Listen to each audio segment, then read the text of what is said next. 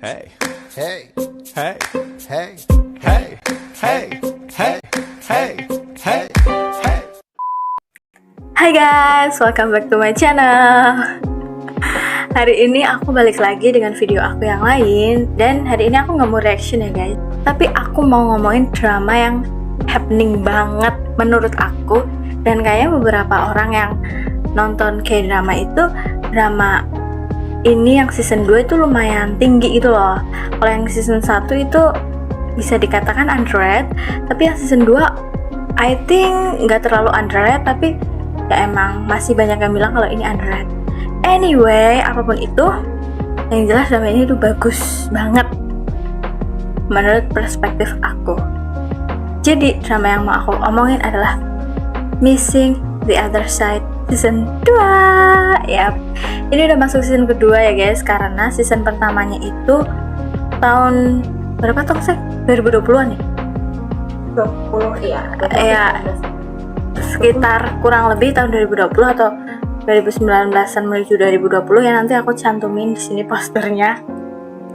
Jadi Missing the Other Side season 2 ini tuh berkisah tentang kayak sebuah tempat atau desa yang isinya tuh orang-orang yang udah meninggal, tapi itu cuma rohnya aja, sebenarnya kayak arwahnya aja yang ada di desa itu, yang mana orang-orang meninggal itu tuh jasadnya di dunia asli kayak ini real life itu hilang atau belum ditemukan. Jadi kalau yang udah ditemukan gak bakal ada di desa itu.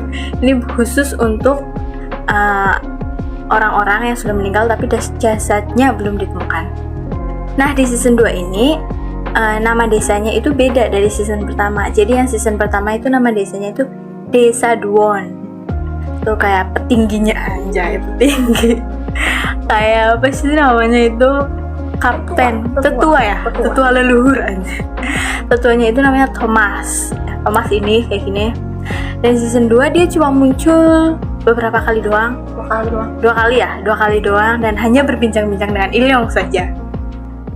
Tapi kalau di season 2 ini kita bisa bilang, aku bisa bilang, teman-teman bisa bilang, semua orang yang nonton, Kapten Kang itu kayak tetua di sini ya, karena dia udah sekitar 30 tahun menempati desa kedua ini. Oh ya, aku belum bilang ya, desa yang kedua ini namanya adalah Kompleks Industrial 3. Nah, jadi beda, nggak kayak yang pertama namanya kayak desa, kayak it's like desa village Duon. Kalau yang dua ini karena pas mau masuk ke desa itu kita tuh harus ngelewatin kompleks industri 3 yang udah lama nggak kepake, udah kayak cukup terbengkalai gitu. Nah di Missing the Other Side 2 ini pemainnya tuh mostly masih sama kayak di Missing 1. Jadi masih ada 3 musketeer kita, ada Uk, terus Ajusi Pansok, dan ada Jong A, terus ada lagi Detektif Shin yang di season 1 juga ada. Terus nambah personil baru yang bolak-balik desa arwah itu ada Ilyong, si ganteng Ilyong. Terus ada lagi itu tadi Kapten Kang. Kalau berdasarkan poster utama itu yang tadi udah aku sebutin, terus ketambahan sama ada 2 anak kecil namanya Hayun sama Yongrim, terus ada Roha juga sama si kecil Alice itu yang ada di poster. Jadi mereka yang lumayan memegang peran utama kayak membangun cerita di Missing 2. Nah si Missing ini episodenya ada 14 dan kalau teman-teman kalian bisa nonton di Viu. Yang season 1 kayaknya juga ada di Viu ya guys, kalian bisa nonton legalnya di situ. Missing ini baru aja selesai minggu ini, jadi minggu ini tuh Missing baru selesai dan mereka itu mencetak rating yang tinggi karena memang pada akhirnya orang-orang tuh notice kalau drama ini tuh bagus banget. Banyak pelajaran yang bisa aku ambil di drama ini. Dan yang paling penting tuh kayak tiap episodenya tuh penuh dengan haru. Soalnya kan kalian tahu kalau cerita tentang orang-orang yang sudah meninggal pasti kayak ada story sebelum mereka meninggal, kayak kenapa mereka bisa meninggal, atau kayak pesan yang pengen mereka sampaikan ke orang-orang tersayang mereka yang masih ada di dunia itu kayak sangat haru.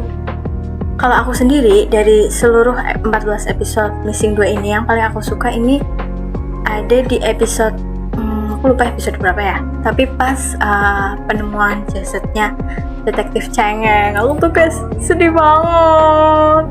Tuh aku sedih banget karena pas ditemuin tuh literally penonton dihadapkan ada jasadnya tuh yang ngadepin ke kita langsung, terus berdarah-darah dipendam di tembok. Tuh aku kayak karena kan detektif Cengeng itu detektif yang emang dia masih punya orang tua lengkap, jadi bukan kayak dia tanpa orang tersayang, enggak, dia punya orang tua lengkap. Terus orang tuanya itu bener-bener kayak, karena detektif tahu kan pekerjaan detektif tuh kayak ya udah nggak usah sering-sering dihubungi, mereka pasti sibuk. Ternyata kesibukannya itu nggak sibuk, dia udah meninggal. Aku kayak sedih banget terus ditemuin, kayak aku karena dia cengeng juga jadi aku ikutan kayak wow, sangat haru. Dan yang episode lain yang bikin aku haru juga adalah ketika Roha ditemukan. Aku kayak, soalnya backstory-nya Roha tuh bagus banget. Itu kan waktu hari olahraga si Roha bilang kayak, kenapa sih aku gak pernah bisa lari cepet, aku pengen deh sekali-kali menang. Aduh aku nanti sedih. Aku pengen deh sekali-kali menang kalau lari, estafet lari atau lari, aku pengen selalu menang. Terus aku kira kenapa dia pengen menang, ternyata backstory-nya karena aku dulu larinya lambat, aku jadi tidak bisa mengejar ibuku waktu ibuku diambil paksa naik ambulan. Aku ya sedih banget. Itu juga salah satu cerita kenapa Roha bisa meninggal setelah 8 tahun kemudian dia baru ditemukan. Aku kayak ya ampun sedih banget. Terus pas ditemukan juga kayak sangat haru karena ternyata waktu lari itu perlombaan lari di hari olahraga dia akhirnya menang. Bener-bener kekuatan kayak aku bisa atas dorongan detektif Cengeng dan orang-orang di situ. Dia bisa, akhirnya dia finish pertama. Dan setelah itu di dunia nyata jasadnya ditemukan dan dia melebur. Jadi kalau orang-orang di desa arwah ini jasadnya di dunia nyata udah ditemukan, di desa arwah, di desa roh mereka bakal melebur. Tuh, tapi mostly sih semua cerita side story dari tiap episode tuh harus semua sih, tapi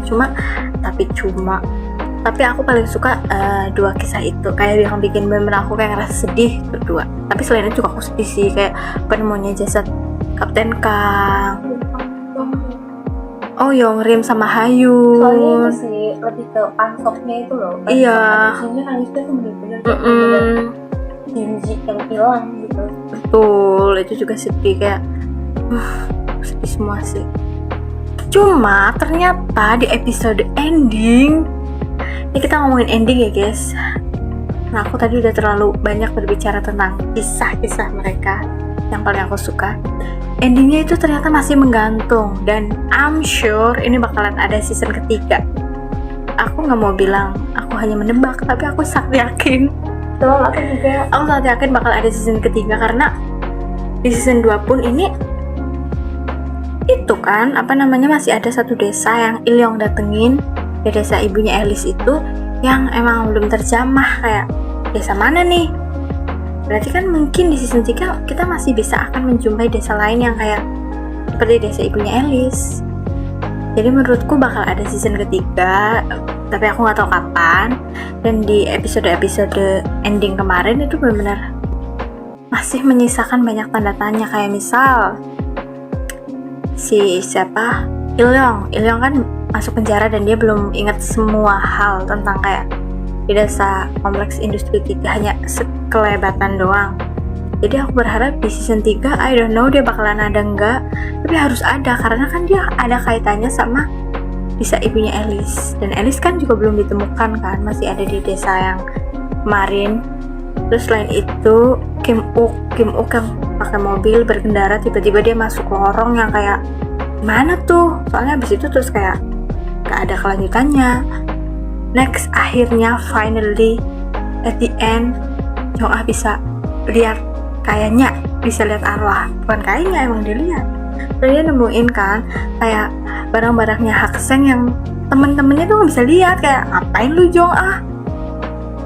Ternyata dia bisa, ya buah dari kesabarannya Jong-ah. Terus yang keempat, Detektif Shin, itu yang di ending dia lagi nyari Pak Noh.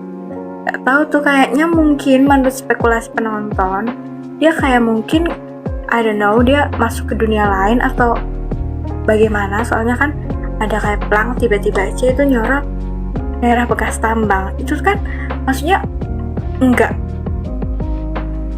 cuma-cuma gitu loh, kamu nyorot tiba-tiba nyorot, pasti enggak, itu ada suatu misteri di belakangnya. Dan menurutku yang menyisakan tanda tanya sangat besar adalah Azuchi Pansok yang dia ngikutin Hakseng. Dia masuk ke lorong bawah tanah, dia kayak nembus terus kayak dia ke tangga ke bawah, dan tiba-tiba dia udah masuk ke dalam dunia I don't know, tempat yang ada komedi putarnya. Tiba-tiba dia udah ada di lorong yang ada cameo Im Siwan datang di situ tepat di depan komedi putar kan. Nah, komedi putar ini kan selalu ada kaitannya sama siapa? Kim U. Jadi dari beberapa episode agak-agak akhir tuh udah selalu bermimpi tentang komedi putar. Berarti kan ini jelas banget ada hubungannya. Kenapa dia tiba-tiba mimpiin komedi putar? Ternyata komedi putarnya itu didatengin sama Azuchi Pansok di akhir waktu dia ikutin Hakseng. Berarti itu ada desa lain, ada tempat arwah lain yang harus mereka selesaikan misinya di episode di season 3. Ini terkesan maksa ya saya, tapi harus banget, wajib ada season 3. Wajib toh sayang? Wajib karena kayak ya nggak bisa aku pelajari dari missing kayak moral value-nya, tapi yang paling penting tuh kayak kita tuh harus emang berbuat baik banget pada orang, kayak nggak ada salahnya kita berbuat baik. Emang harus dalam banget sama ungkapan ini, yaitu apa yang kamu tabur itu yang akan kamu tuai. Cuma segitu aja video aku hari ini. Buat teman-teman yang mau nonton, tadi aku udah bilang kalian bisa nonton di View, dan silahkan kalian mengharu biru dengan setiap episode dari Missing the Other Side 2. Dan mari menantikan season 3. Dan mari menantikan season 3. Oke? Thank you for watching and see you on the next video. Bye!